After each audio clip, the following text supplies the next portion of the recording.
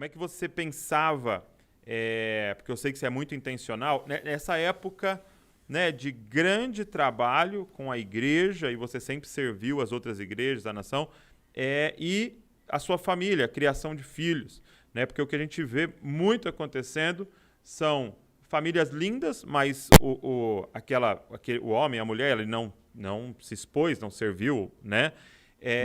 Se dedicou à família, e isso é maravilhoso. E às vezes a gente vê pessoas, grandes líderes, né? E que tiveram problemas em suas famílias. Como é que você conciliava isso? Quais são algumas coisas que você não abria mão?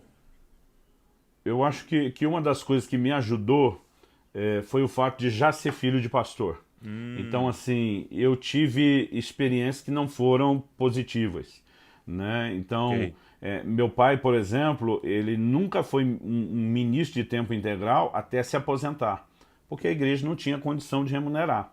Então, a sobrecarga era maior, porque ele tinha o trabalho para Tinha uma sustentar a dupla família jornada. e a dupla jornada. E depois, o que seria o tempo da família era o sacrifício do ministério, né? Então, assim, apesar de meu pai não viajar o que eu viajei, a gente sentia falta de tempo. Eu acho que eu dei mais tempo a meus filhos viajando do que meu pai conseguiu nos dar não viajando, Olha só. né? Então, assim, algumas dessas coisas nos ajudaram. Cobrança em cima dos filhos, né? Eu dizia, se eu não criar meus filhos de uma forma exemplar, eu não mereço ser líder de vocês. Agora, meus filhos são crianças como quaisquer outros. Ok. Eles não podem estar A abaixo da média, cobrança era sobre mas você. eles... falei, a cobrança é sobre mim como pai. Né? Se um dia ver correndo fazer algo, conversa comigo. Se perceber que eu, como pai, não corri. Então eu nunca deixei oprimi-los, porque assim, Uau, muito para bom. mim era aquele negócio: você é filho de pastor, você tem que dar exemplo. E a gente ficava com raiva, eu não pedi para ser filho de pastor, eu não. Né? Então havia muitas coisas que talvez isso já nos ajudaram, mas uma conclusão que a gente chega no livro.